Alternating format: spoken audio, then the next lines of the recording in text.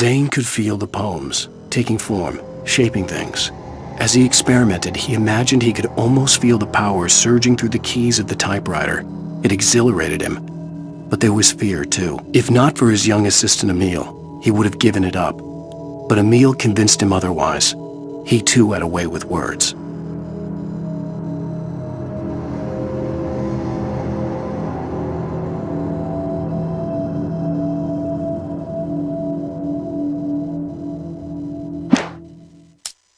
Hartman kept talking, giving Barry the grand tour, clearly proud of the place. He went on and on about his hunting trophies, and Barry was impressed. But he was here on business. He raised his voice, cut through the monologue. "Hey, Hartman, where's Al?" Hartman stopped in mid-sentence, annoyed at the interruption. He nodded at the hulking orderly standing nearby. The man smiled and clapped a practiced hand on Barry's shoulder.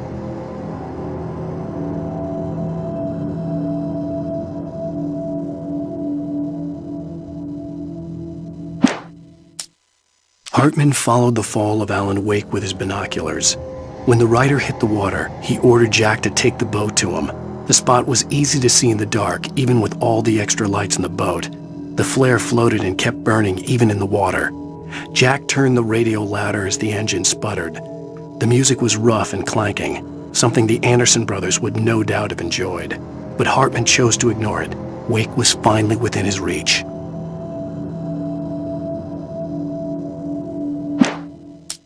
Hartman knew he was no creator.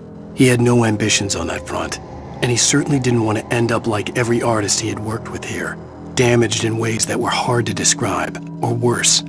It was enough for Hartman to maintain creative control and provide direction, to be a producer. That was what most of these people were in need of anyway. Of course, suitable subjects were few and far in between.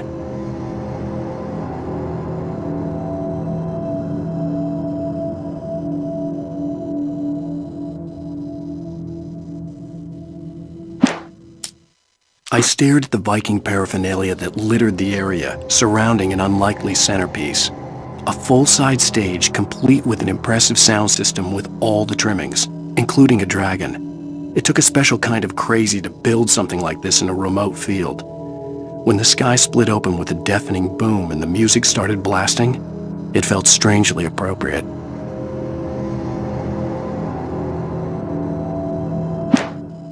For the moment, Barry was just glad he had survived the fall. He had been separated from Al, and there was no easy way to climb back up. He told himself he'd be okay in the gloomy forest at night. He would just have to wait for a while for Al to find his way down. Barry turned when he heard the heavy footsteps and saw the movement.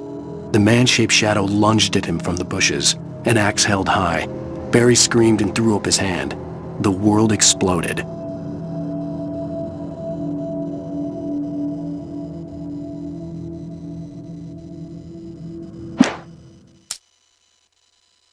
Mott knew that Wake was smarter than him. Wake had more money, a beautiful wife, everything. And Hartman said Wake was important. That made him better than Mott. But Mott was calling the shots now. He'd expected Wake to whimper and grovel, but instead, he seemed willing to fight. Mott knew he'd gotten under Wake's skin. If only Mott actually had his wife. The thought made him shiver.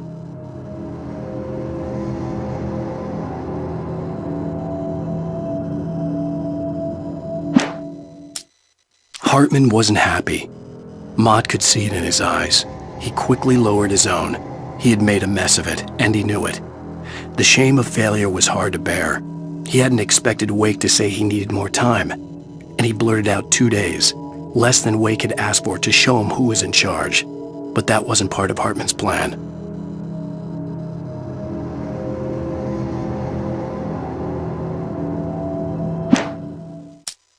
Hartman hurried down the corridor. He had disliked leaving Wake when he was surely at his most susceptible to therapy. But this was not an ordinary storm. Wake had been writing, and he had woken something up in the depths of the lake. Now, it was coming for him. Hartman had naturally prepared for a situation like this. The idiot brothers would keep Wake distracted while Hartman double-checked everything, just to be sure.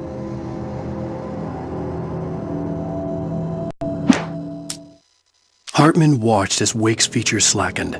The man was bullheaded, no doubt. Even lying on the bed, he'd almost broken Hartman's nose the second time. But with a little time, he could break Wake down, give him proper direction. Wake was easily the most promising subject he had had. Well, since Tom, really. "Sleep well, Alan," Hartman whispered with a smile. "Let me take care of you." He sniffed hard to clear his throbbing nose, swallowed blood, and barely tasted it.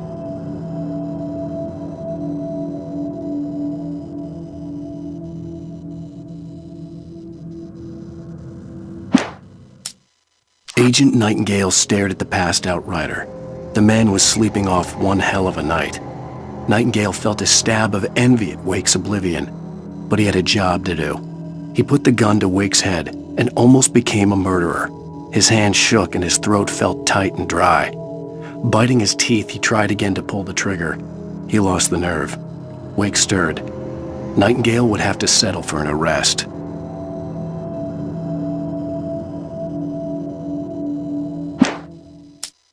The storm raged on as the Anderson brothers walked unsteadily away from the clinic with the other patients in tow, knowing that this time they wouldn't return. The darkness around them seethed with horrors, but Tor and Odin were unafraid. Their eyes glinted with guile. They knew every secret path, and there was blood on their hands. They had fought these shades before.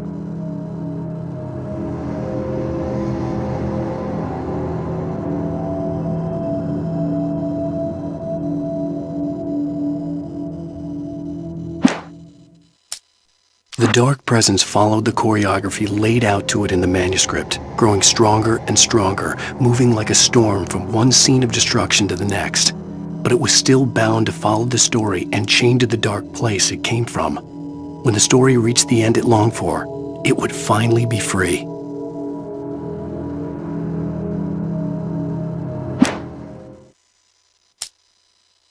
It's 1976. Madness reigns at the Anderson farm.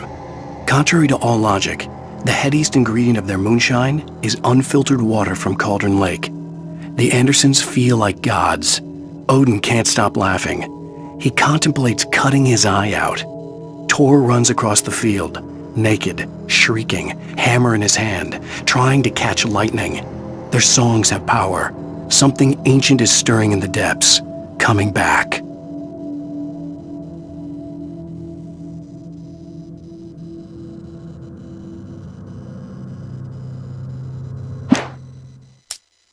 Again, Alice's screams rang in the stillness of the night.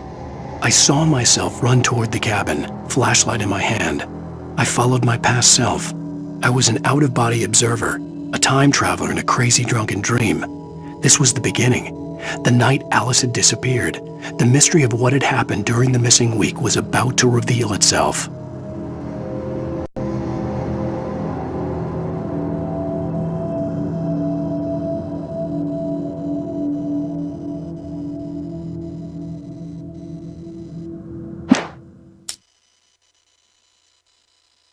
When he stopped the car at the Anderson farm, Walter felt relieved.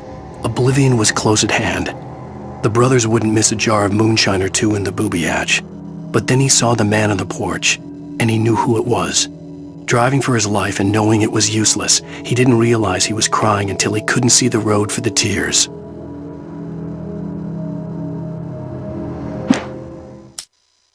Hartman had never felt as anxious as during the week after Maud had managed to lose the Wakes. Their car stood by the path that had once led to Diver's Isle. Hartman thought about Thomas Aine's cabin in the depths. It was only a matter of time before Wake started writing. They had to be found, and fast. The moment he heard on the police radio that Sheriff Breaker had picked up Wake, he was already in his car driving toward town.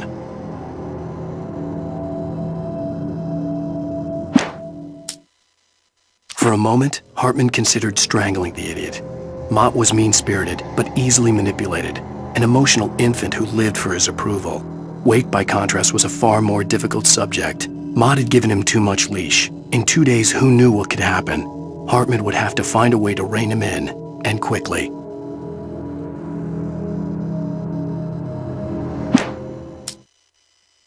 Deputy Mulligan tuned Thornton's chatter out. He didn't think writers were particularly useful people, and a huge manhunt for one struck him as idiotic. Certainly not worth the missed opportunity for coffee and pie. It wasn't even clear what the man had done, except run from them at the trailer park. Mulligan knew he wasn't alone, The sheriff's patience with the Fed was running out.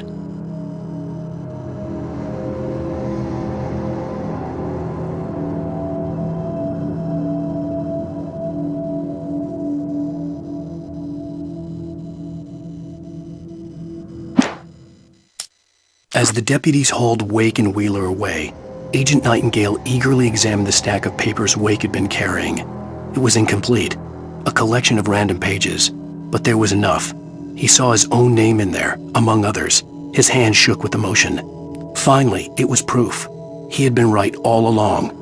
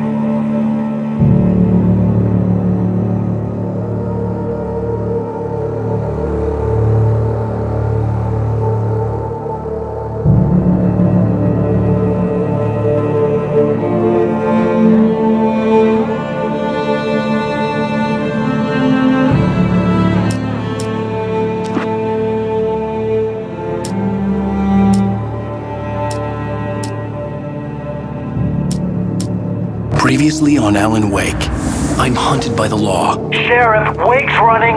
I'm giving chase. Are you seriously telling me that writer just took out my deputies? A thriller I supposedly wrote is coming true. The genre of the story seems to be shifting. It's turning into a horror story. I was told that Alice had been kidnapped, but that was a lie. We don't have his wife. We don't know where she is. Her purported kidnapper was eaten up by the dark presence before it attacked me.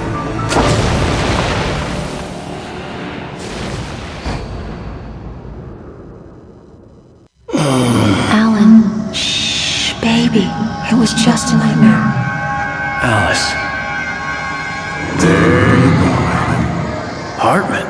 I fell. I had to give you a sedative. Don't fight it. You went through another rough period. What? Right now, it's very important that you stay calm. We don't want you to have another episode. You're a patient at my clinic. Have been for a while now. The shock of your wife's death triggered a mental illness. No, you're lying. You're suffering from various symptoms of undifferentiated schizophrenia. Bastard. It's okay, Alan. Just let go.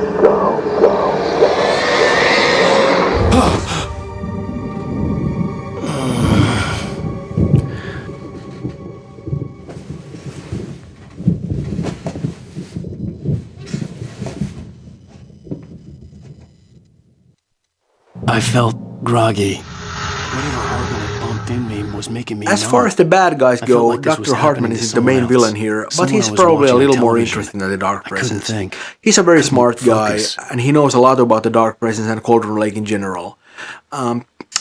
He kind of presents himself as a pop psychologist to the stars, but that's kind of a ruse. He just wants creative people in so he can exploit them. With Wake, of course, he resorted to a little more drastic measures. He pretended to have Good kidnapped evening, his Alan. wife, Are we fished him feeling out of a better now? lake, Feeling calm? tried to convince him Yeah. that he was I see you brought schizophrenic, your pet and gorilla it doesn't with you. end very well So for sure, him, I'm but calm. I it's a get the valiant message. effort anyway. Loud and clear. We have a lot of backstory for Quite this guy, right. and I'd love That's to do a the little bit more spirit. with him in You're the future, being but very brave, Alan. of course, we don't I exactly leave him understand feeling you're very well at the confused. end of this one. I would be more concerned if you weren't suspicious of me. I don't blame you for it. Big of you. Now, why don't you come with me? We'll reacquaint you with my clinic and go over everything you might have forgotten. Little walk and some fresh air? Yes, it will do you good.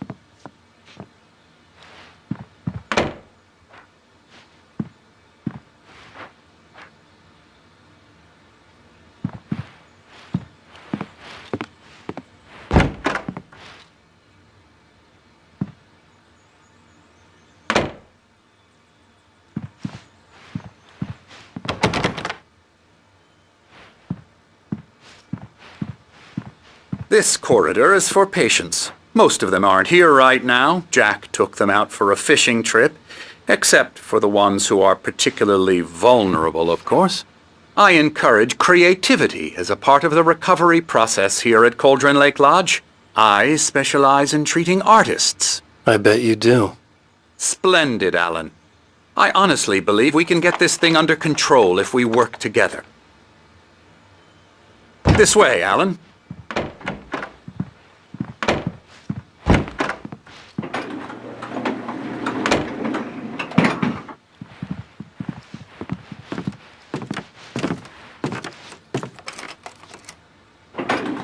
Now, Alan, from past experience with you, I know I need to get right into the heart of the matter as quickly as I can after an episode. So I'm just going to say this. Alice is dead. No. You're in a very vulnerable state until you understand and accept this. Alice drowned, and you couldn't face that. You're suffering from hallucinations, paranoid delusions, unusual thinking, an obsession about light and darkness, a feeling that everything revolves around you, your thoughts and dreams. Your mind has constructed an elaborate fantasy scenario in which your writings are affecting reality. She has been kidnapped and supernatural forces of darkness are trying to stop you. We go this way, Alan. I wasn't ready for another shot. Cauldron Lake Lodge is the residence and place of practice for Dr. Emil Hartmann, who uses it as a sort of a nursing home and also a place of inspiration for artists he treats there. Built in the turn of the century, it is an imposing building, hewn from large timber and heavy stone, with a steep shingle roof to weather off even the heaviest of snowfalls. The starting idea for this location was the real-world hotel of Timberline Lodge that they used in the movie Shining, but following the typical style of these buildings and the heavy materials used in the construction, it quickly evolved into a thing of its own. We both know this. Everything can be explained logically.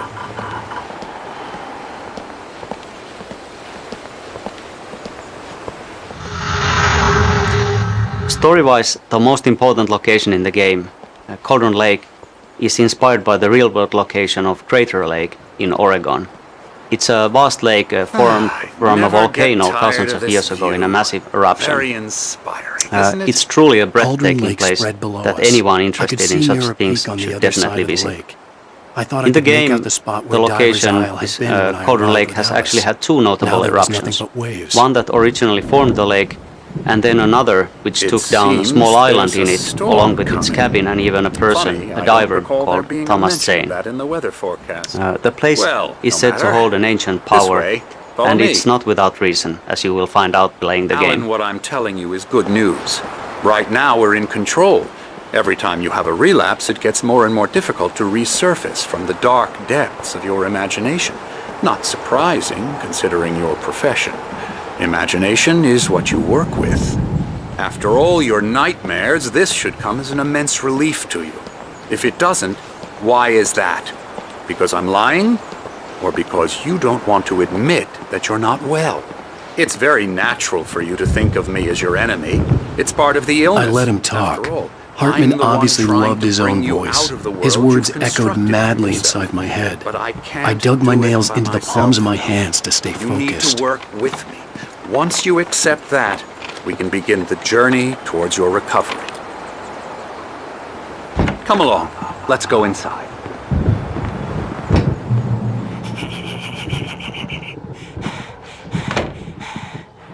Here's the entrance to the office wing. That's for staff only. You were impressed by my trophies when you first arrived here. I do love to hunt. The great outdoors, man versus nature. It's wonderful stuff. Pretty damn wonderful, yeah. Scary, scary, scary.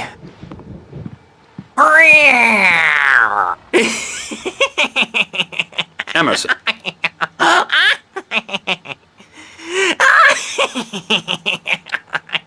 I'm a real bad dream, mister. You should be afraid of me. Don't want to run into me in the night, that's for sure. Please, Emerson. Mr. Wake is confused enough as it is. Yeah, you'd like me to go away so you won't be scared. But you can't just decide what kind of dream you have or when you have it. Emerson. Okay, sorry. Boo. That's Emerson. We're actually making some progress with him, I'm happy to say. He works on video Elbow games. strike. Ooh, It's yeah. trash, of course, but it does involve Get him some to the head. small creative effort, which makes him receptive to my therapeutic methods. No kidding.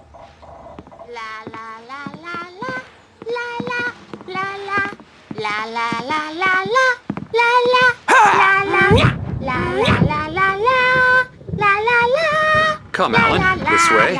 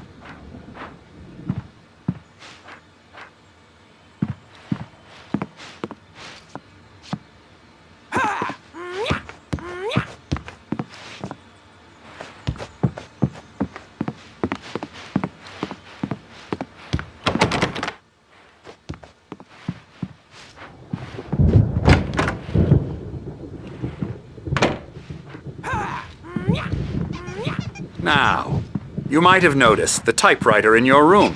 You've been writing as a part of the therapy. As soon as you feel up to it, you should continue.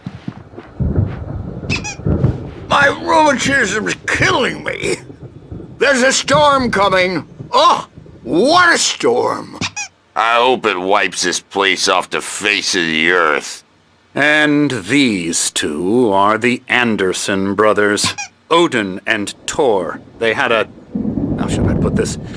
A heavy metal band in the 70s and 80s called Old Gods of Asgard. They even adopted new first names to complete the image of Viking gods. After the band broke up, they lived on a farm nearby. They are, well, in advanced stages of dementia. They're well cared for, TLC and all that. There's nothing more that can be done.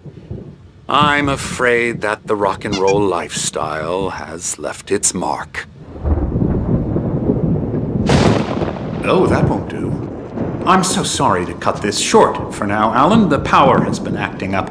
I'd better go check on it. We'll continue this soon. Meanwhile, when you feel up to it, return to your room and try to write. It really is for the best. Don't you think?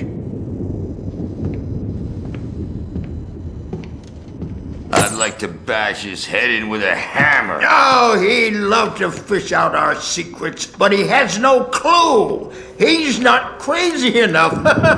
Not crazy like us, Sonny. Yeah! Being crazy's a requirement, Sonny.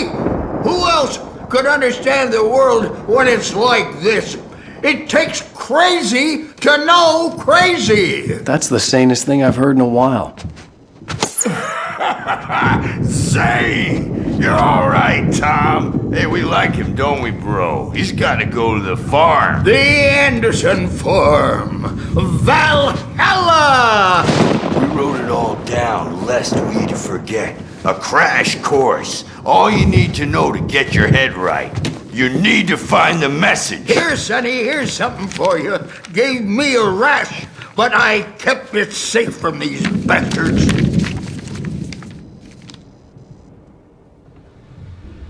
My head was clearing up, or according to Hartman, I was sinking back into the fantasy. I was convinced he was lying to me about everything. Crazy or not, the Andersons made more sense. Tom, you got any booze on you? Yeah, no. We have a stash of the special stuff at the farm. Our own formula. Local ingredients. Medicine clears your head right up. Makes you remember like moonbeams on the brain. Oh, I just noticed. Leather patches on the elbows? That's not very rock and roll. Tom just lost is all. Baba Yaga got to him too, the damn witch. She used us all. Taken from all of us. Took my thunder, the witch. And my ravens. What were they? Memory and thought. The hag. She took something from you too, didn't she? That's what she does. We're better off. This place, the lake, it gives you power. If you're a creator, an artist, God. Nightmares shifted in their sleep in the darkness of the lake. Yeah, that's the one. She makes sure it comes out twisted and wrong. Just ask the lamp lady. She knows what happened to that other writer. She's been using you, boy, and you let her. You went and opened the door for her, didn't you? Now, it was already open a crack. And whose fault is that? We're morally corrupt, disease-ridden, old and stupid. Doesn't mean he had to open it all the way, goddammit.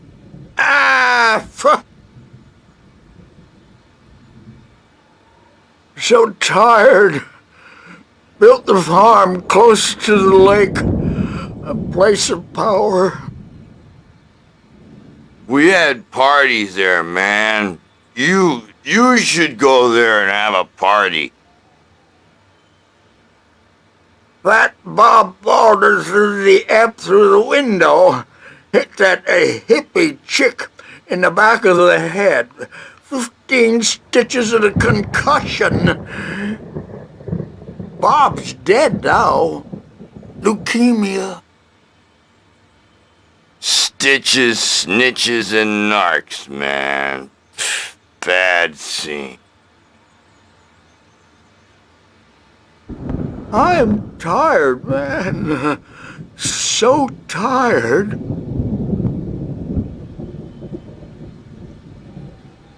I want to go home.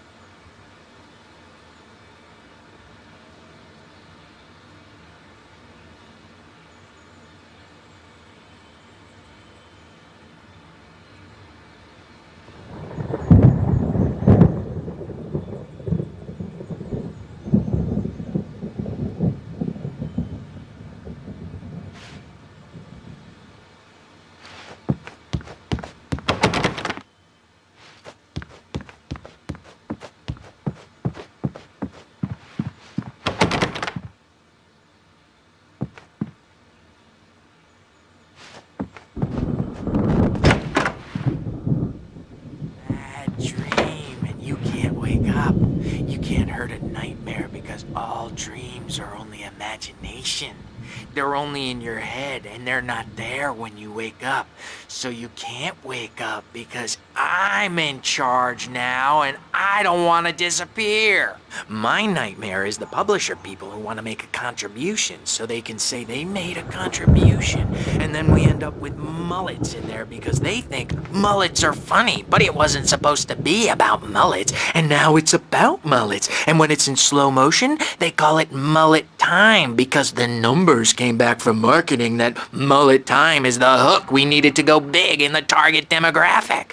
And they're not even kidding. They say it all like serial killers with straight faces and smiles. My nightmare is the writers who want to make everything from the characters to the toasters talk all the time and express their feelings so they won't shut up. And the writers won't shut up either because they have feelings too. And I have to listen to them because they're not scared of me. And everyone should just shut up. Shut up. Shut up. But I don't see nightmares anymore because I'm too scary for them. I take 2 pills every morning and 1 with every meal and 4 when I go to bed. And that makes me the scariest nightmare of all.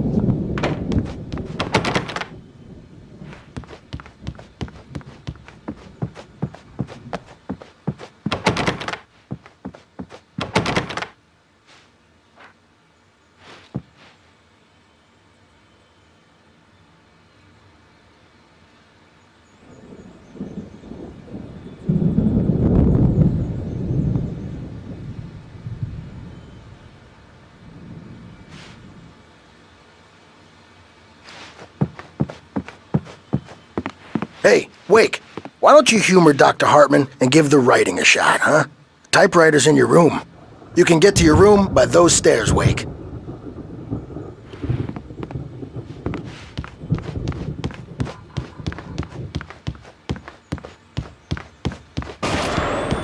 Something's wrong.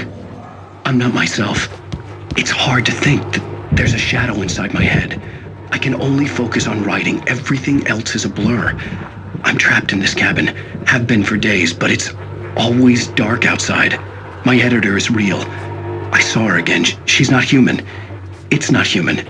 A dark presence is wearing the old woman's face. She was covered in clinging shadows. There's a hole in her chest where her heart should be. I think I've made a horrible mistake. I don't think I'm any closer to saving Alice. It's been lying to me, using me to get the story it wants, and the story will come true.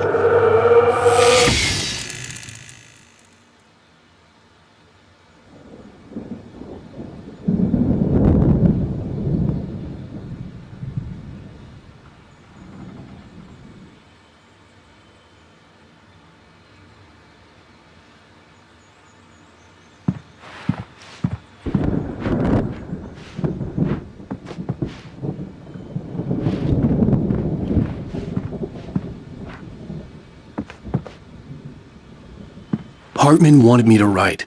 I knew I couldn't, but I figured I should just play along for now. It was the only thing I could do with Nurse Birch watching me like a hawk.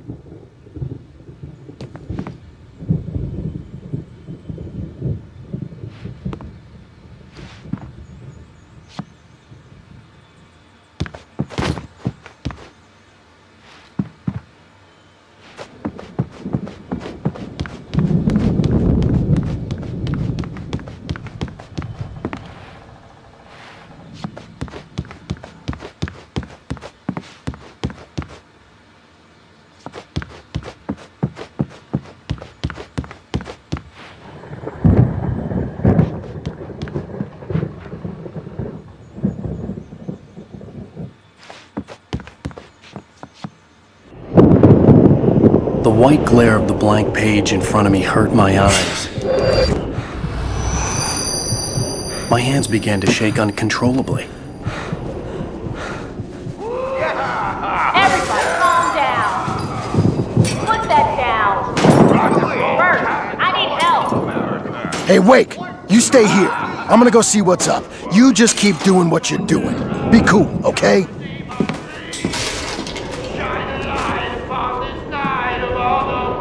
I didn't know what the chaos was all about, but it could be my only chance of getting out of here. Where the hell did he get a Here it comes. I don't know. Here's a Hartman had mentioned that the power had been activated. Maybe that was the reason for the generator and the work light on the balcony. The generator hadn't been activated, and there was no key. Well, things are unraveling fast, aren't they?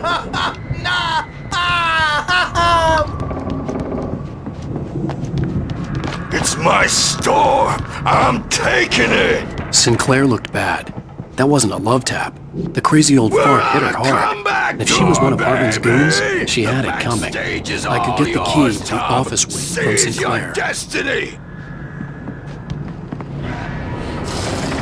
I had to get to Hartman's office. He had taken all my manuscript pages. That's where he'd been keeping them.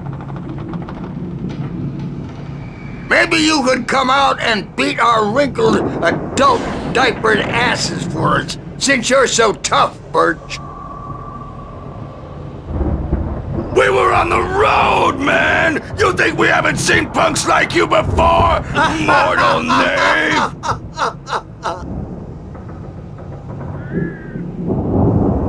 Yeah, you better hide, Birch. My wrath will break you. He's probably kidding, Birch. He's got a great sense of humor. Just ask Sinclair. Oh. Children of the Elder God, scourge your light upon the dark.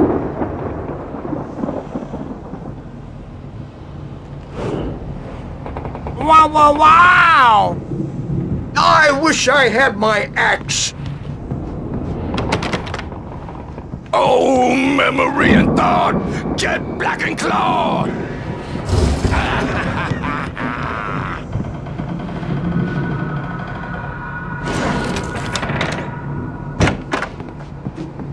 me out of here! Hartman, do you hear me? The markings on the tape said they were recordings Hartman had made of the sessions with his patients. I saw Alice's name on one of them. For a moment, I couldn't breathe right.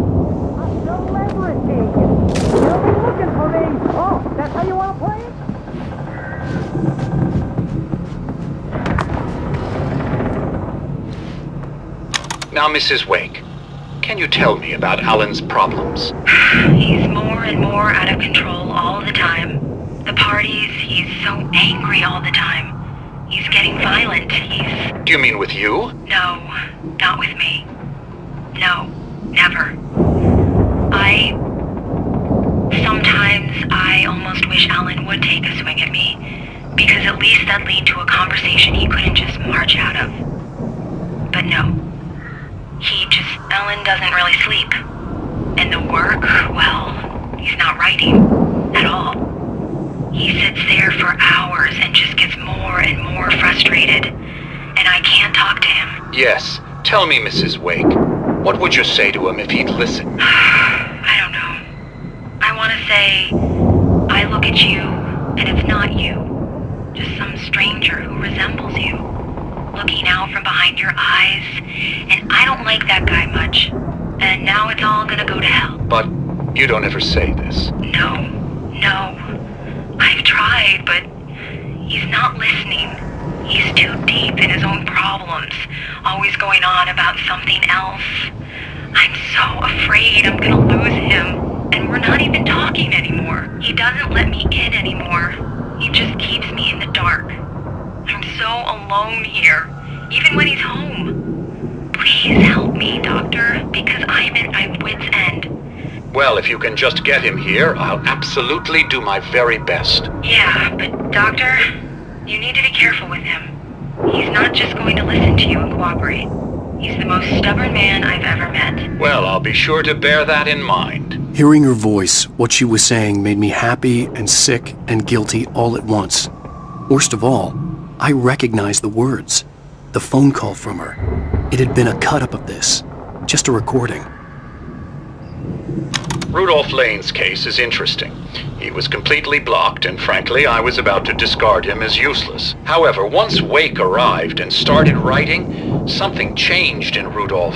He's producing extraordinary work, increasingly dark pieces. Unfortunately, he doesn't respond to direction at all, and it's my belief that he's not so much a creator as an illustrator, perhaps, a recorder of sorts. I hadn't considered the existence of such a role before, let alone its implications, but the paintings he has produced are informative. At least he's easily controlled and useful. I wish I could say the same about Wake. It's frustrating that the best subjects are always so damn difficult to deal with. Not buying that. I was tailing Wheeler, and this is the only place he could have gone. That means Wake is probably there too! Agent Nightingale, this is private property, and I will not allow you to disturb my patients. Yeah? I can get a warrant. How's your fragile little patience like that? Oh, I'm thoroughly intimidated by your mighty authority now, Agent. Listen, you smug snob. How would you like it if I busted through this gate and knocked you around a little? Agent Nightingale, first of all, I'm recording this conversation, so you might want to watch what you say. Secondly, you're not dealing with a hick now. I know the law, and if you can get a judge to grant a warrant, I'll be glad to cooperate. But you won't get one. Be advised that any further communications with me are to be made through my lawyer. I don't believe this. Good day, Agent. Yeah.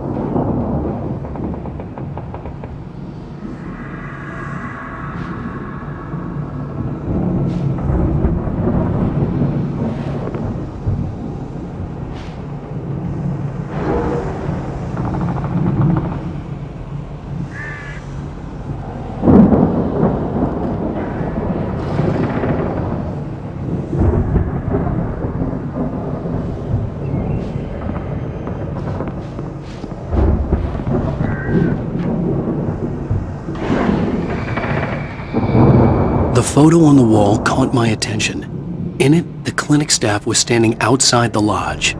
I knew the man next to Hartman. He was the kidnapper. Hartman had been playing me all along.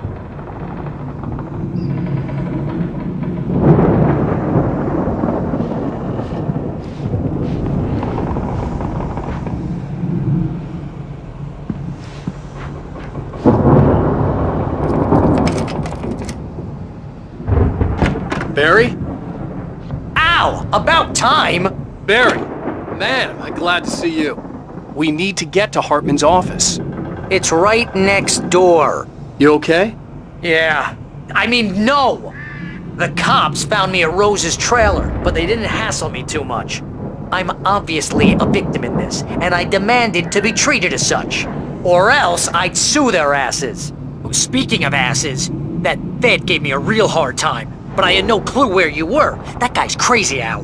But he let me go, and then I get a call from Hartman, that son of a bitch, who tells me you're here and I should come pick you up, but when I got here, 2 goons clobbered me and stuck me in there. What's with the cutout? I stole it from the diner to piss off Rose after what she did to us. That'll teach her. Yeah, that's a harsh punishment. Come on, pal, we gotta get going.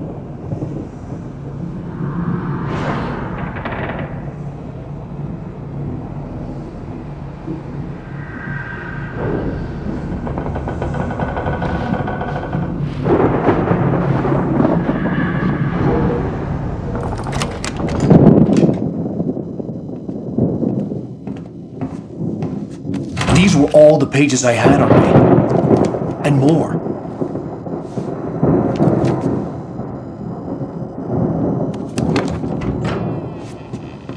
Alan, please. You're sliding back into the... Tell me one more lie and I'll shoot you in the face. Ah, well, it was worth a shot. Really, Wake, come on.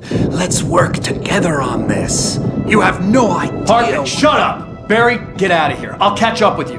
Get a car. Oh, Al, let's just... Go! Wake, listen to me. This is a mistake. Don't you see? Together we can create something absolutely wonderful. With your ability and mine.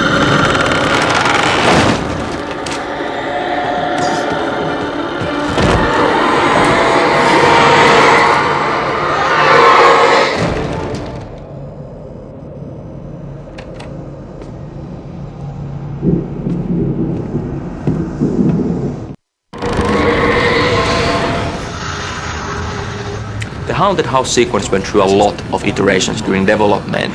We had as extreme routes as Alan Wake actually going behind and below the lodge on the mountain cliffs and fighting against possessed patients. Eventually it was great that we focused on the poltergeist events because it allowed us to create a nice chain of smaller light-based puzzles, and it also wrapped up really nicely with the big poltergeist fight in the main yard.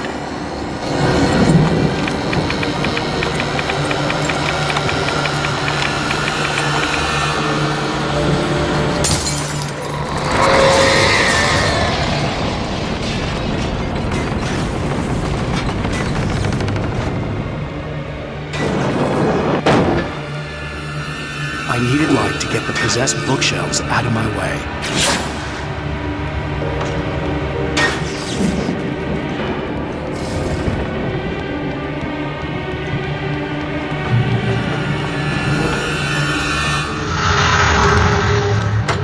As the dark presence attacks the lodge, we are seeing an escalation in its power and aggressiveness. Maybe even some frustration. It's now been chasing you for quite a while and with little success. And now that you are on its home court, so to speak, it's literally throwing stuff at you left and right. It's a good thing that the lodge is built to handle heavy storms, or otherwise it might come crashing down on you with all the furniture that's flying around. This scene is kinda like an action puzzle where you have to react to fast-changing conditions and find your way out of the building before it's too late. Fans of Max Payne 1 might have a fleeting sense of familiarity here.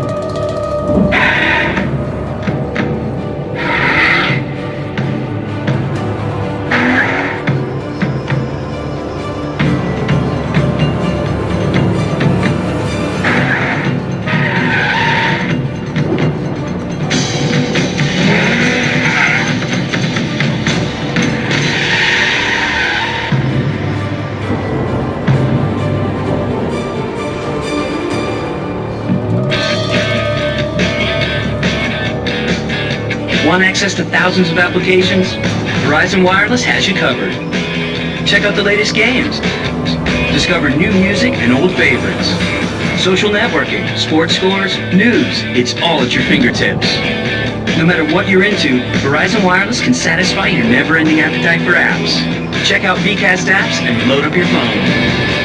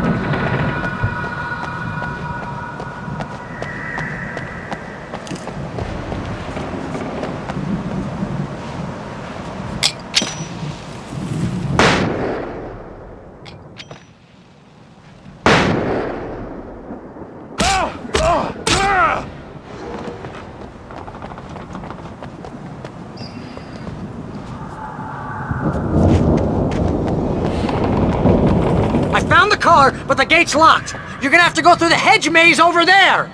Barry, I don't have a light. Take this, Al. Oh, God! Look at the house, Al! Look out!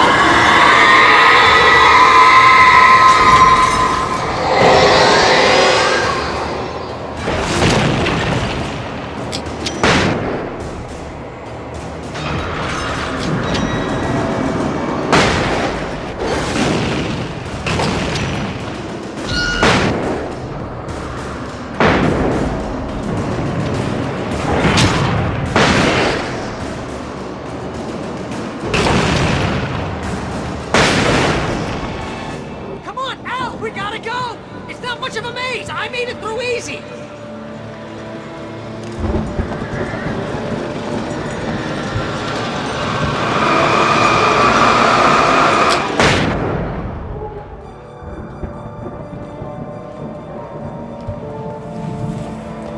Oh, geez, Al! The house looks bad! Let's get out of here!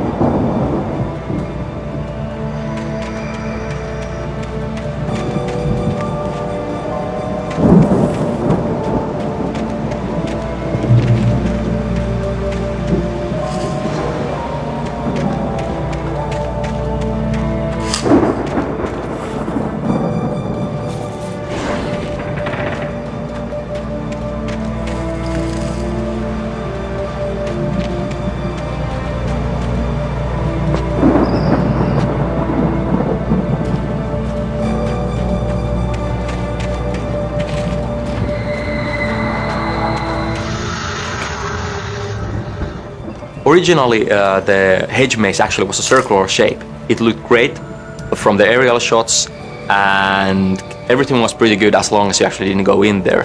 But playing a maze with all the corridors in the various curves just didn't really work, and we then went with this more traditional setup.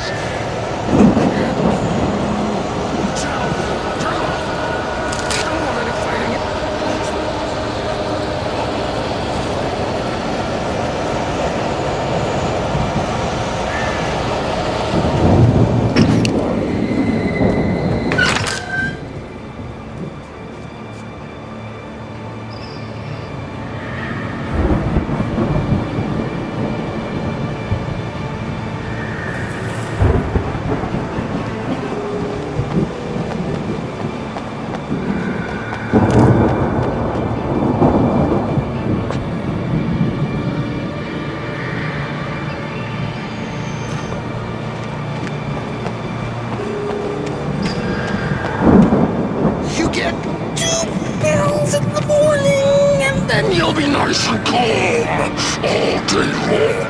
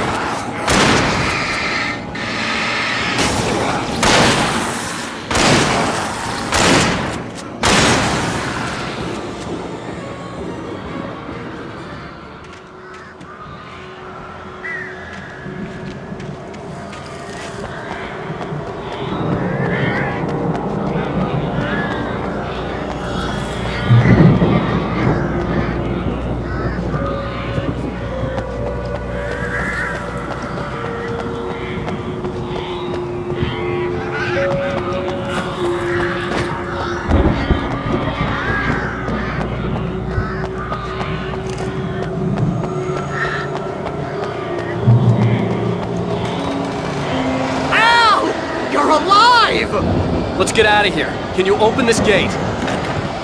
Maybe. Barry. Well, I slammed it shut when the nasty showed up, and the key fits kind of loose in the lock, so, I'll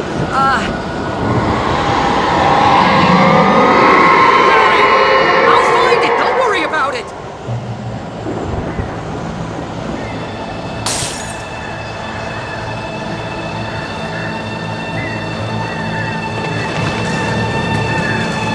Hurry up, Barry! I'm on it! I'm on it!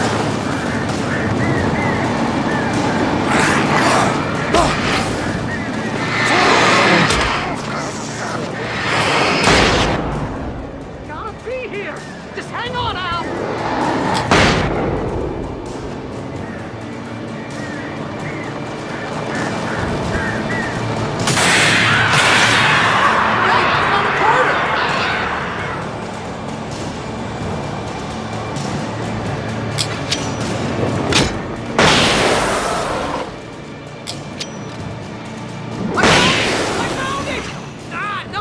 Twig! Here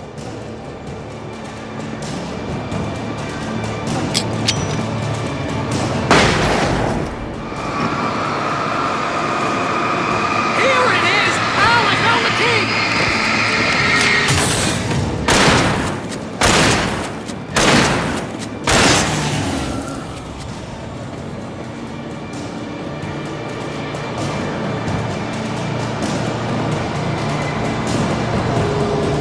We gotta go! Get in the car!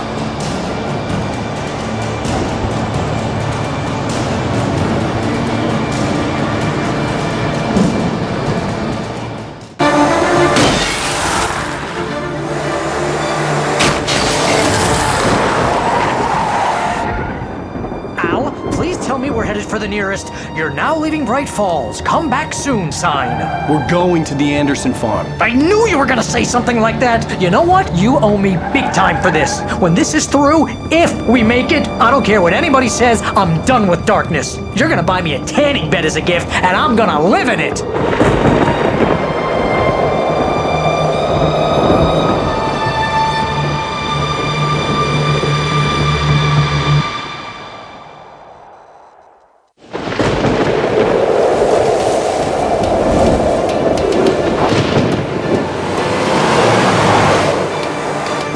I'm crazy, but that's fine, Barry. Oh, you got that right, Al. You're barking mad. You are by far the craziest— But maybe that's inevitable when you deal with crazy stuff like this. It helps. This is happening, Barry. Alice, they never had Alice. She's trapped in the darkness at the bottom of the lake, but she's not dead. Al, how can you know that? I know, Barry. I can— Al, No, listen. I can bring her back. I can find her. There's something special about this place.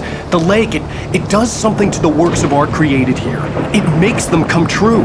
But there's a catch. The dark presence, whatever that thing is, twists it to its own ends. That's why all of this is happening. It's using my manuscript to take over everything. Al, I believe you. It happened to Thomas Zane before, it happened to the Andersons. I believe you. Crazy or not, you're not delusional. Weird shit's going down. That's a fact. I'm on board, man. I'm with you. The Andersons knew about it, but they were too far gone to tell me with all the drugs they were on. But they wrote it down. There's a message somewhere at their farm, Barry. You just need to find it. Look out!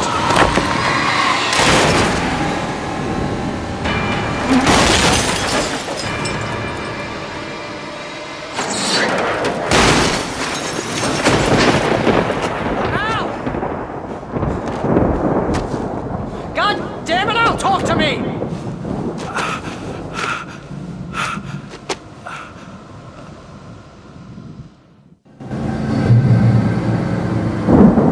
I had lost my gun in the crash. Barry was nowhere to be seen.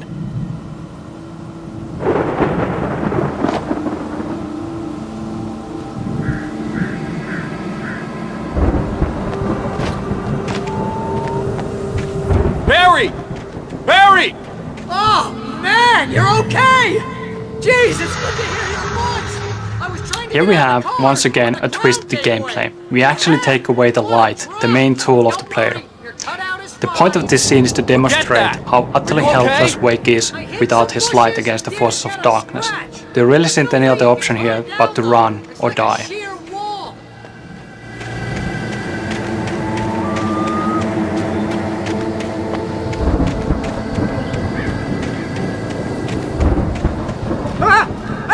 There's something moving down here!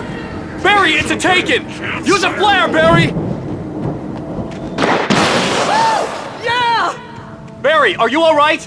I'm good, Al! I'm great! Guess you never messed with anyone from New York City before, huh?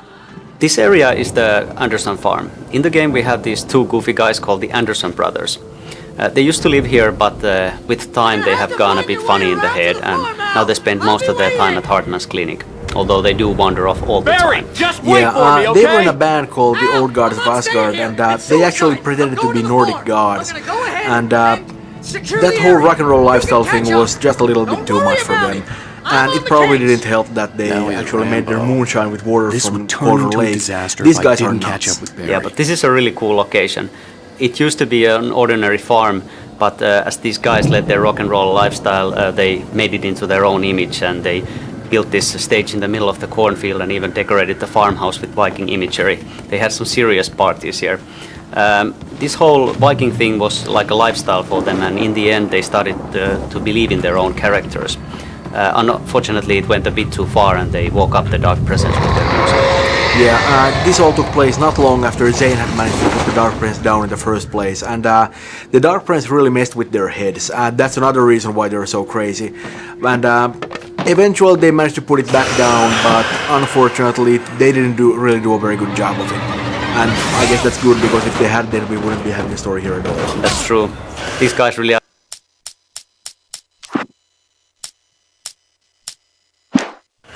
That good with details. They sort of let the dark presence hanging in limbo, kind of like waiting for somebody to come along and put it back into business. Cue Alan Wake. Oh yeah.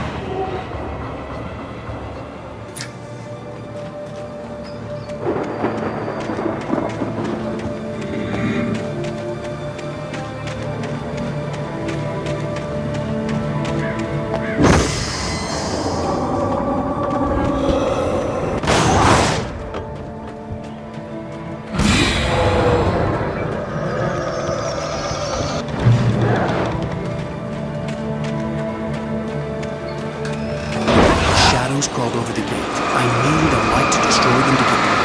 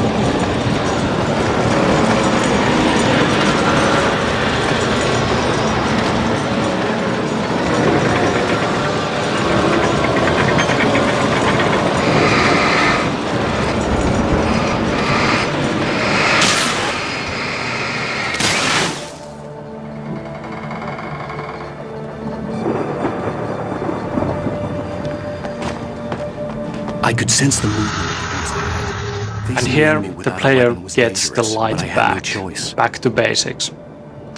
A good boost, as you know, blinds the enemies and slows them down, and that's the only way to survive through this situation. You still need a weapon to be able to defeat them, so the only option is to continue running.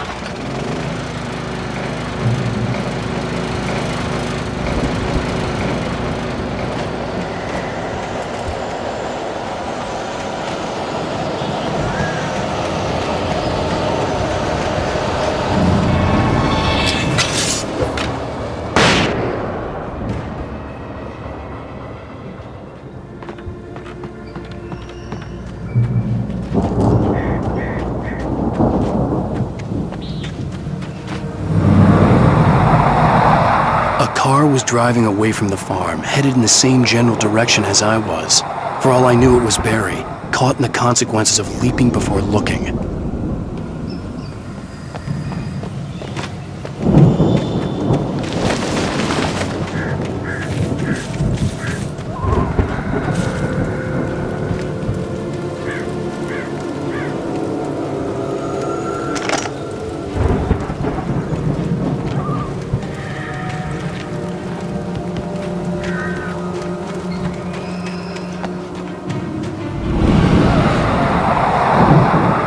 The car was heading for the cabin up ahead. It wasn't far. If it was Barry, I would see the damage soon.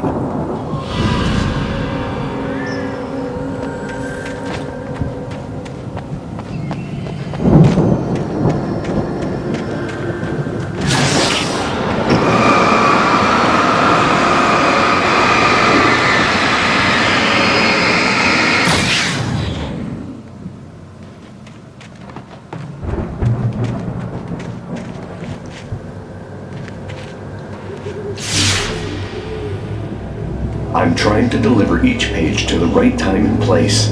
I'm trying to show you how the story goes. I had seen glimpses of the light before.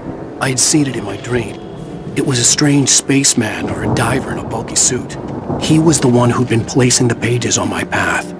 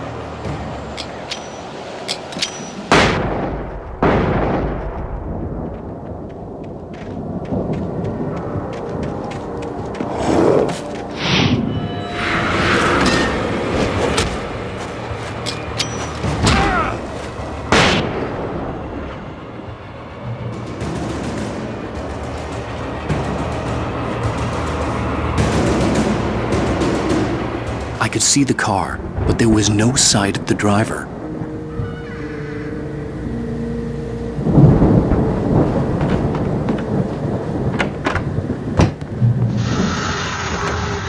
The journey from the crash car, the second one we have in the game, up to this hunting cabin has been fun to develop. It was really cool to see different things, try different things that work out with Wake being very vulnerable. Originally, we tried giving Wake just less ammunition, less batteries. Then we took the revolver away for quite a long time. And in this final version, you actually start the whole journey without any kind of light source either.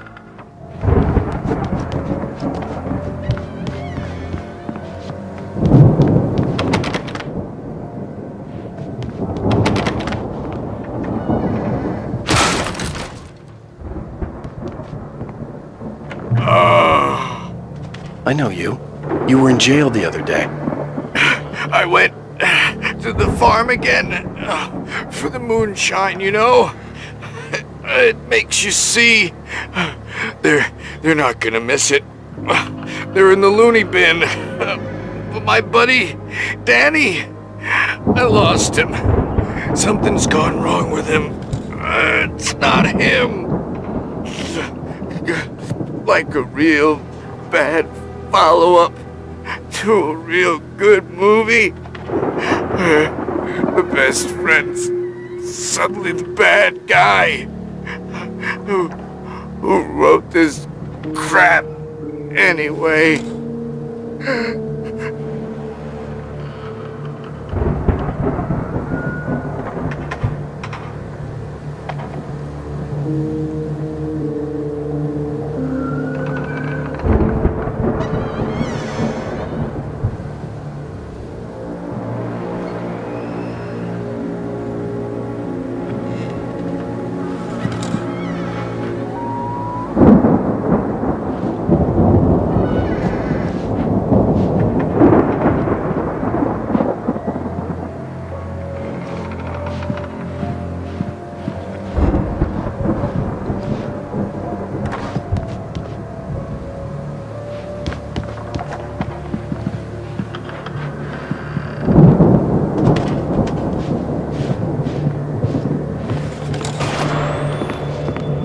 I've run through every possible course in my head.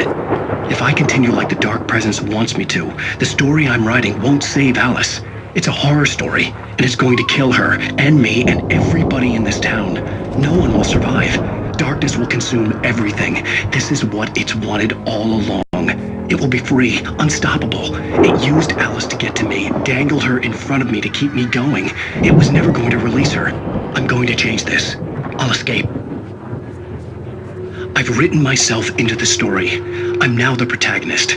This feels like a terrible risk, but it's the only way to save Alice. I'll be bound by the events of the story just as much as anyone else who's been woven into it. The story must stay true for this to work. There have to be victims along the way, near escapes, cliffhangers. In a horror story, it can't be certain that the hero will succeed or even survive. He almost has to die. I'll write my own escape into the story next. I need help. Zane's going to be the one who'll help me. I'll make it happen.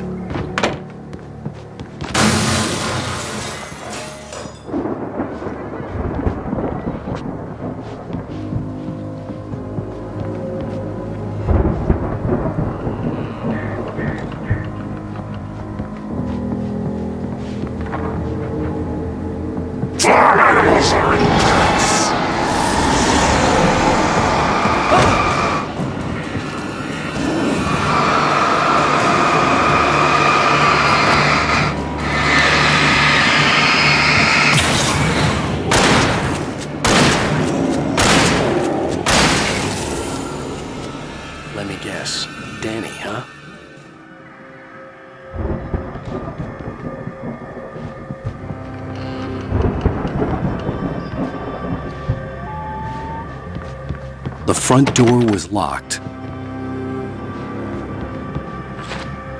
The farm was still a good distance away. I'd need a car to get there fast.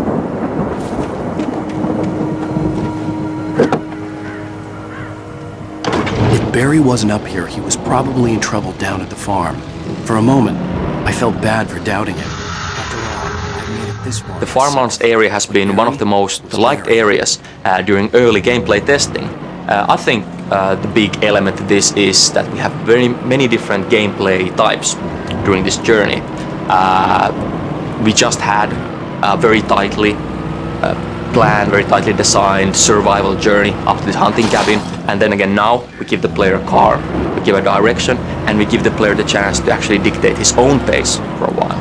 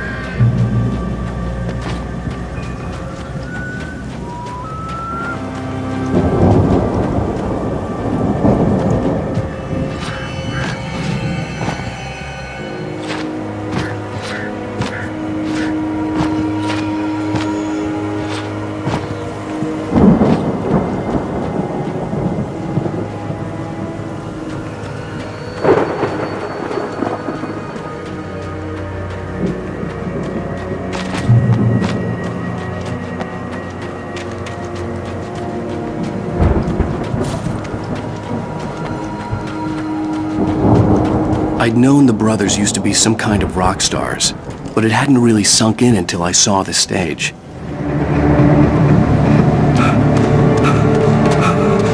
Ow! Run! Incoming! There's too many of them!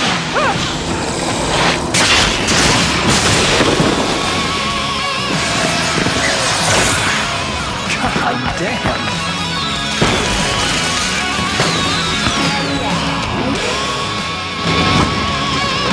So glad you decided to go it alone, Mr. Johnson. Shut up and shoot! Ow! We have to fight them off! I can set off more of the fireworks from here and... Hey, Al! Did you notice there's a lot of ammo and stuff around? This place is stuffed! Al, hold on! I'll try to get the stage lights on! Rise up in their name, yeah.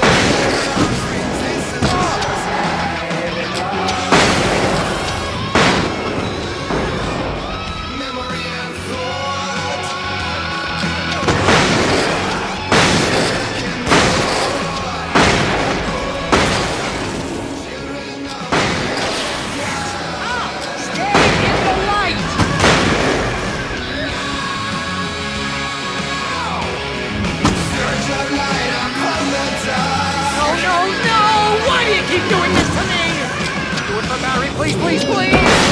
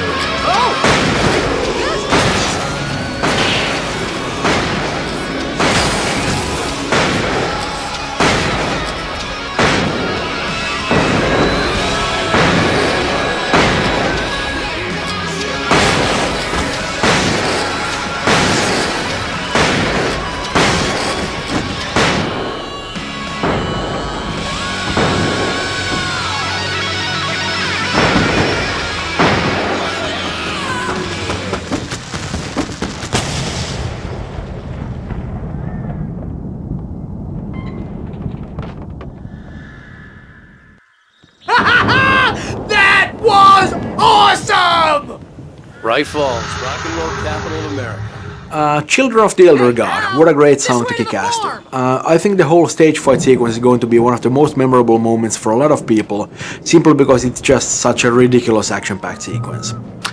The music is actually by the band Poets of the Fall, who have a long history of collaboration with Remedy.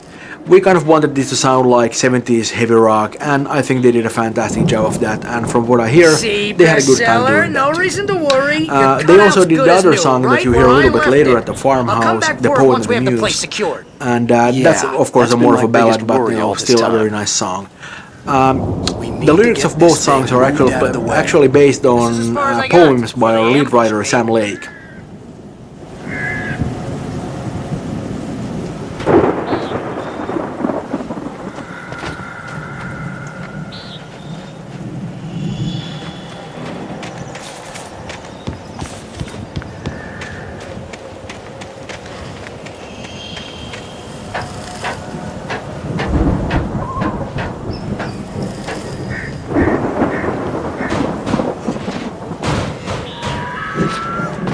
I think Alan Wake here has something to say. Is that Al? Ooh, I'm Alan Wake. I'm always right about everything. And if I don't get my way, I'll sulk all day long. I'm always intense and moody. It makes me very attractive and mysterious. Right now, I'm just standing here because I need my best friend Barry to carry me. But that's okay. I can just take him for granted. I think I see what you did there. Yeah, it was pretty good. You want me to do my imitation of Barry Wheeler? No? Thought so.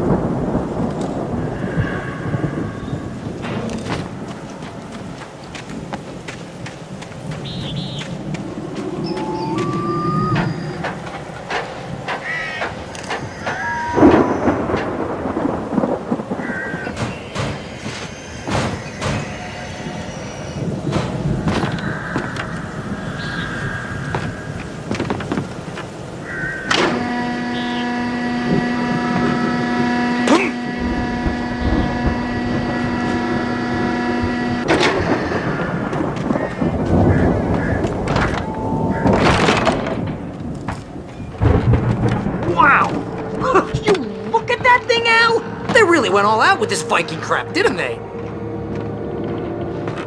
Look at all this stuff. They must have done okay for themselves, so how come I never heard of these guys before? And this from the guy who learned about Ozzy Osbourne through reality TV?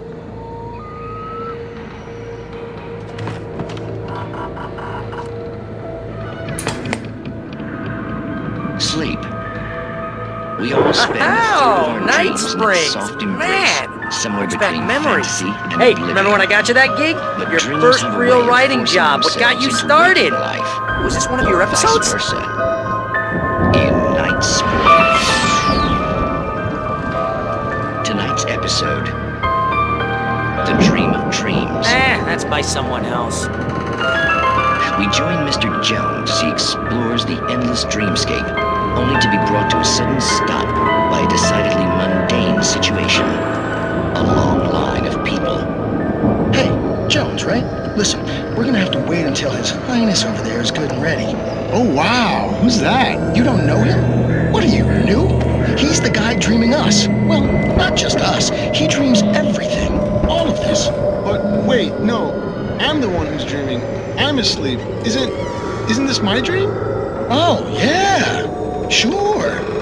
Get real, pal. You're just another dream. I'm a dream. You're a dream. The weirdo in the diving suit is a dream. And the girl made of smiles and sunshine is definitely a dream. But I'm pretty sure I'm dreaming this. Well, maybe you're a really confused dream. What am I, a shrink? All I know is I'm going with the smart guys. And they say that's the guy doing the dreaming. Right there. I don't know what that means. It means we keep him happy. No sudden falls. We make sure he has his clothes on when he goes out in public. No chases where the monster is nipping at his heels and he runs like crazy but his legs don't seem to get him anywhere. None of that. Because if he wakes up in a cold sweat... Oh... Yeah, precisely. So we wait till he wants to move on. Keep things nice and calm. Hey, something's happening here. Yeah? What's that? What?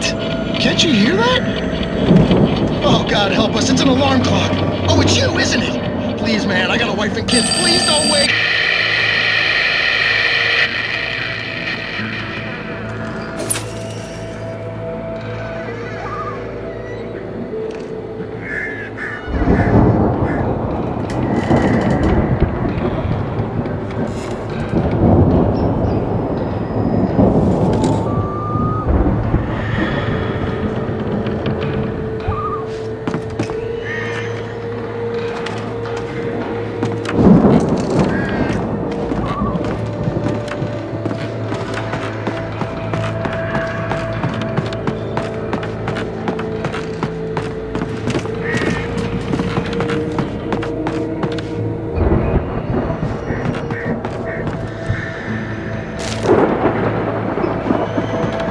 The Viking boat looked imposing, almost like a battering ram.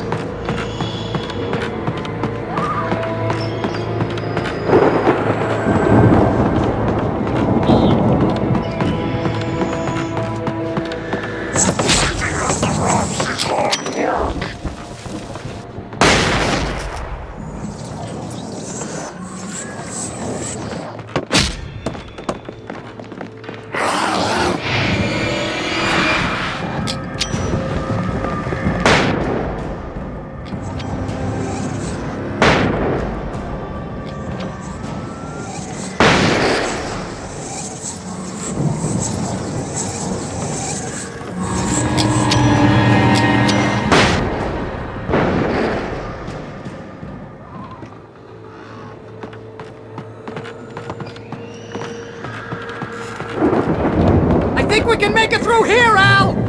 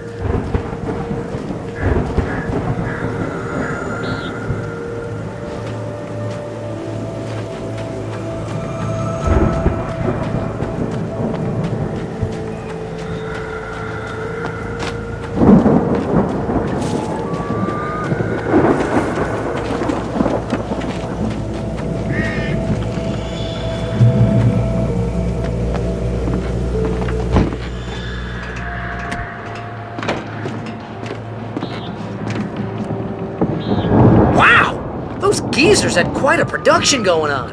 Ooh, you know what, Al? If we make it through this alive, I'm gonna start representing them.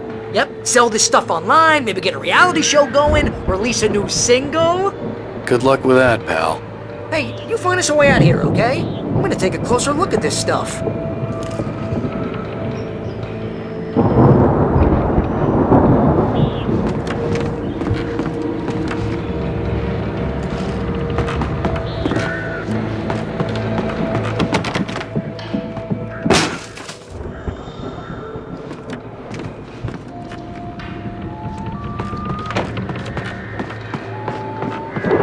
Be careful, Al!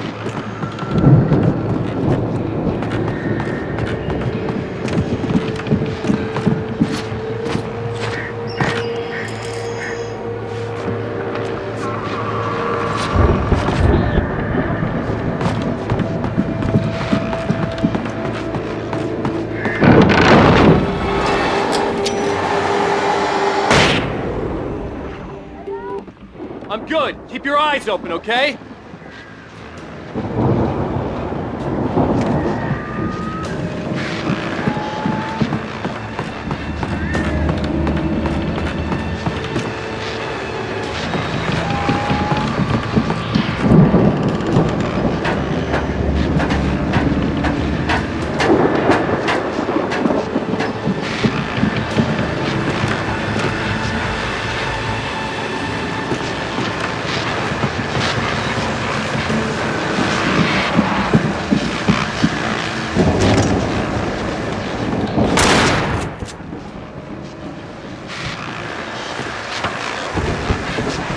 As you regular listeners know, I tend to work through the night, but I'm not the only one. Deputies Mulligan and Thornton are taking a couple of moments off their busy schedule to join me here in the studio. Boys, how busy are you now? Deerfest is almost here, isn't it? I bet that keeps you in business. Pretty busy, yeah. Actually, Pat, we've been real busy with other stuff, which concerns an ongoing investigation. We can't talk about that, Thornton. I wasn't gonna say anything. I was just saying we got, other irons to fry. And how would you compare your workload to last year's? Things have seemed relatively peaceful to me, but people do tend to get a little wild this time of year. Oh, it's wild, Pat. It's pretty wild. There's been all sorts of trouble this year. Vandalism, fighting, public disturbances. A lot of people gone missing, too. Yeah, it's pretty much the usual stuff, Pat. Just, you know, a lot more of it. Now, is it just me, or does Deerfest get wilder every year? People seem to be more drunk, at least, or they start earlier and younger. Oh, it's definitely not just you, Pat, but... Definitely, Pat. Hey, I'm talking here, Thornton. Oh, shoot, I lost my train of thought. Not just me. Oh, yeah, it's wilder, Pat, but actually most of the trouble seems to be coming from grown men. People who ought to know better, you know? Kids are doing fine this year.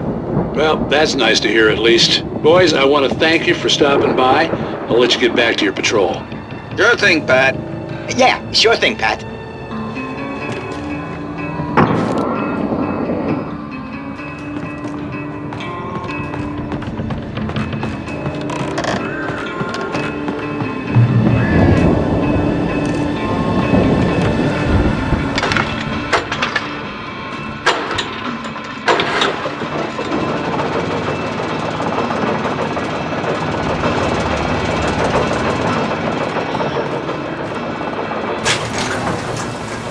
I could see the building that had to be the Andersons' home on the other side of the field. It wasn't far now. I wasn't worried about trusting the ramblings of two burned-out geriatric wrecks. They had the goods.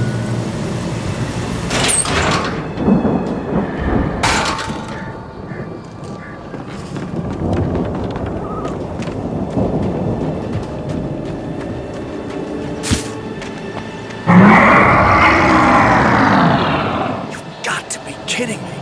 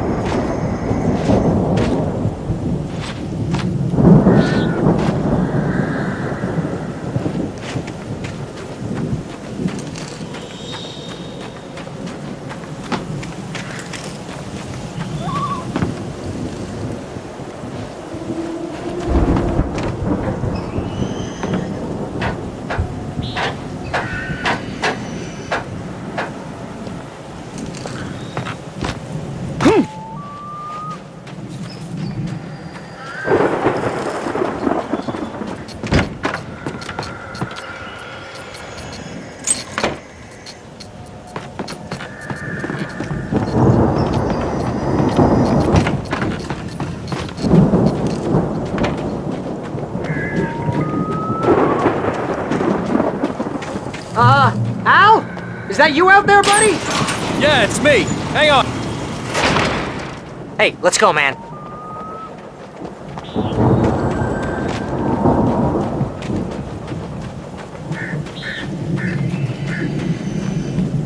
I think we're gonna have to work together to open this gate, Al. Looks pretty heavy.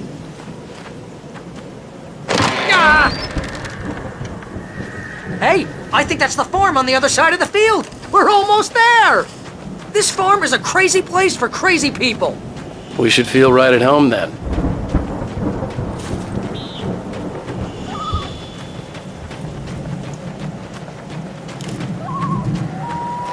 Come on, one more gate. Let's do this thing.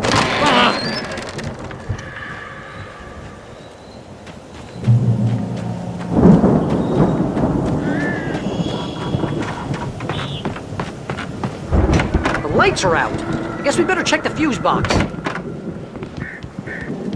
You know, this place looks kind of lived in. I thought the Andersons were in the booby hatch. Yeah, I don't think they keep too close an eye on them at the clinic. They seem to slip away a lot so they can get wasted. No kidding.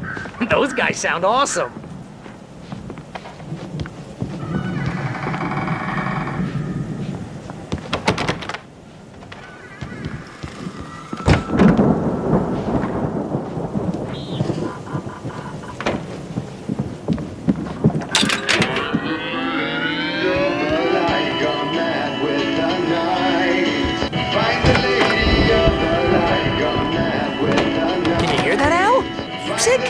Of course, we need to find where it's coming from. That's the message the Andersons talked about. That's the whole reason we're here. Lady of the Light? That's gotta be, what's her face, the crazy lamp lady from the town. Cynthia Weaver. Right, must be.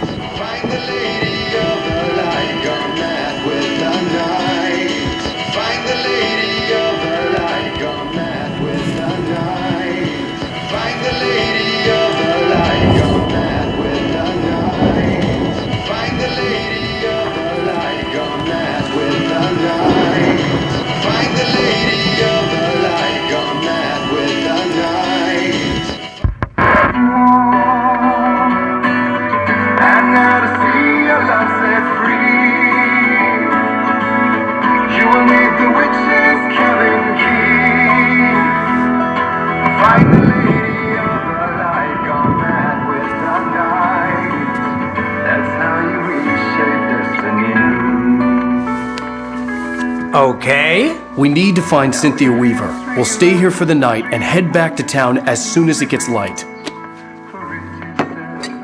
Hey, Al. Lots of hours before dawn. Might as well get some rest. And by rest, I mean drunk. Come on, Barry, this is...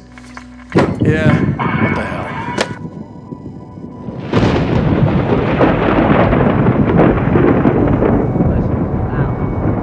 I'm sorry about this. No, seriously, because I know we don't get along, but we're gonna find her, right? And even though you're a crazy bastard, I'm gonna stick by you, no matter what, ever, Al. Sure, like a brother. I'm a writer, goddammit. Correct. If I just wanted to, I could write 10 books a year. And they'd be the best books that year. No, you couldn't. That's right, I couldn't. But I could, because I'm a writer. What? What do they put in this stuff? I feel like my brain is coming out of my nose. I'm gonna get the recipe off those coots and be a boozionaire. I just miss her, Barry. I just want her here with me. I know, Al. I know. It's gonna be okay. We're gonna make it okay.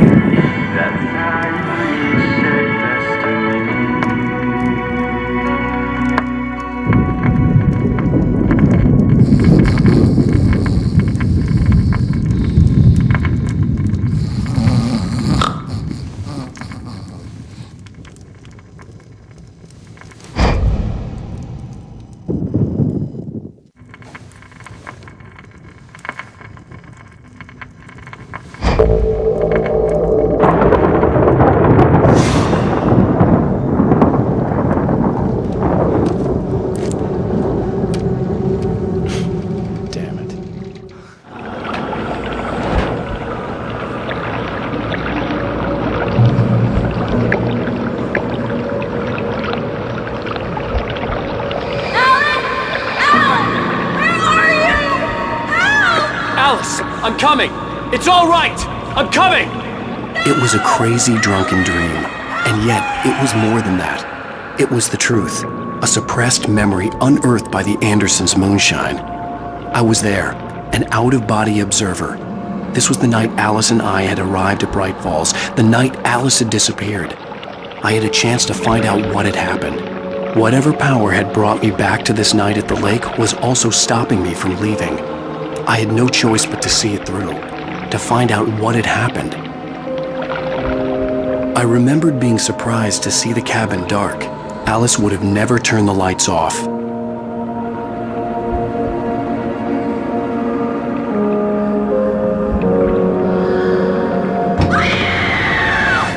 Alice? Alice!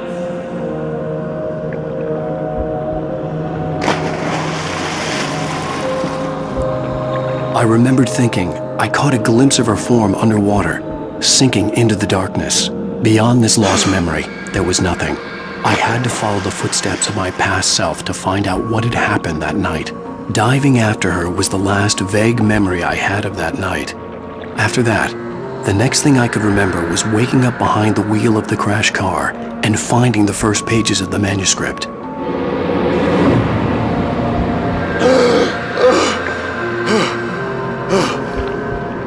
I couldn't find her in all that blackness. I must have thought she drowned.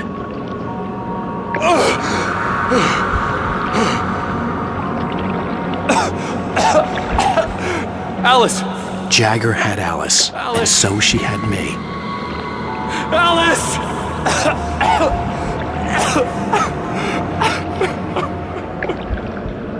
I'd been easy prey.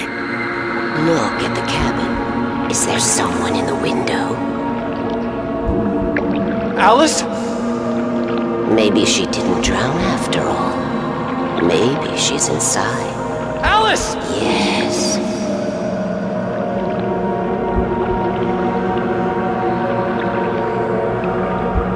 The dark presence had touched me. She had dug her nails into my brain and used me, made me her puppet.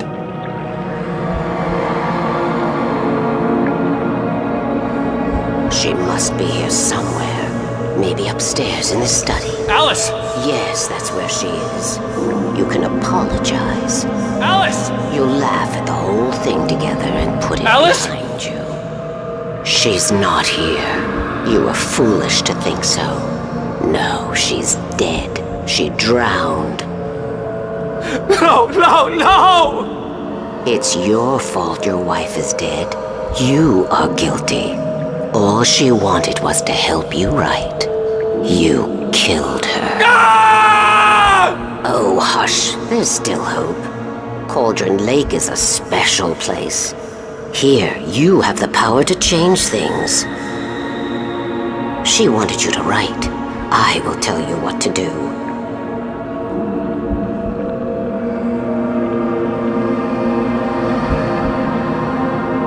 You can write her back. The story will come true, and all will be well again. She had Alice, and the manuscript was the ransom for her.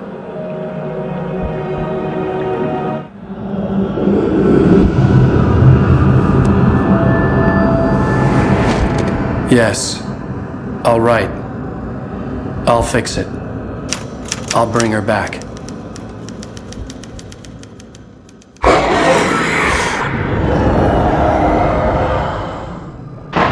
No, I wrote it. I remembered it all now. In the dark, I'd written for days, a week, almost a complete manuscript of a novel entitled Departure. Jagger had been my editor, whispering in my ear, making sure that the unfolding story would make her more and more powerful. I thought I was saving Alice. Even with the cobweb she put in my head, some part of me had been aware enough to write my escape into the story, to bring a light into the cabin to release me before I could finish, to interrupt the horror story before the ending, where darkness consumed everything and everyone. Zane was weak and far away, but I had written him into the story, and his light had been enough to set me free. It isn't here now. I'm here because it was written. I brought the light to set you free. You You must hurry. It will know I'm here. It will be back soon. It stole the skin of my Barbara a long time ago. She looks so old.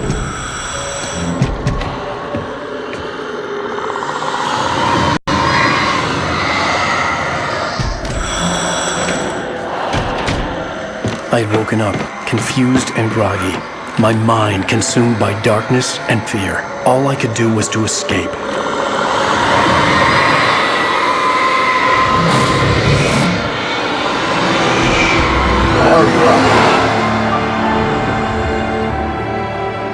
The week spent in the cabin had taken its toll. I was barely conscious and fading fast. It had to have cost Zane terribly, thrown him even deeper into whatever dark place he now haunted. But he had managed to weaken the dark presence, kept me safe that night.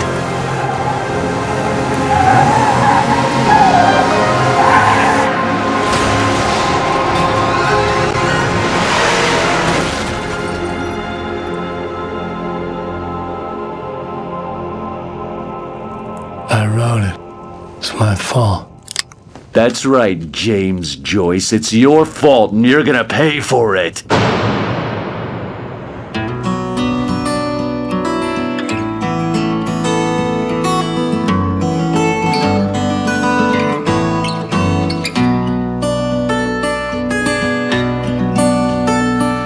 There's an old town road with mystery of Tom the poet and his muse, and a magic lake which gave a light to the words the poet used.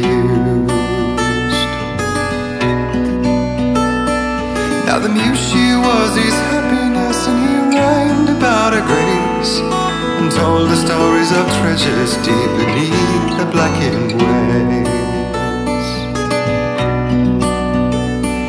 Till in the stillness of wonder, and still in its mystic crown, she went down to the lake, and in the waves she drowned. And now to see your love set free, you will need the witch's cabin key. Find the lady of the light, gone mad with the night. That's how you reshape destiny.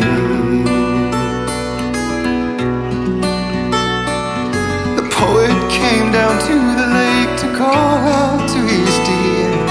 When there was no answer, he was overcome with fear. He searched in vain for his treasure lost, and too soon the night would fall, and only his own echo would wail back as his call. And when he swore to bring back his love by stories he'd create, nightmares shifted in their sleep in the darkness of the lake. And now to see your love set free, you will need the witch's cabin key. Find the lady of the light, still raving in the night. That's how you reshape destiny. In the dead of night she came to him with darkness in her eyes. We're in a morning gown, sweet words as hard as skies. He took her in without a word, for he saw his grave mistake, and vowed them both to silence deep beneath the lake. If it's real or just a dream, one mystery remains, for it is said on moonless nights they may still haunt this place.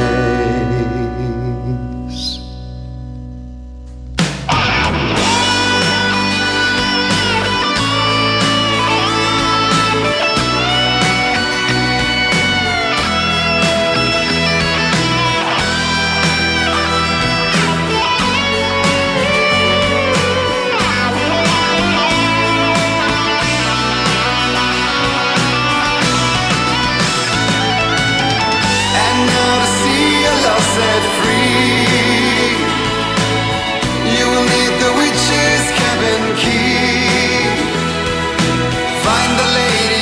the light, gone mad with the night. That's how you reshape destiny.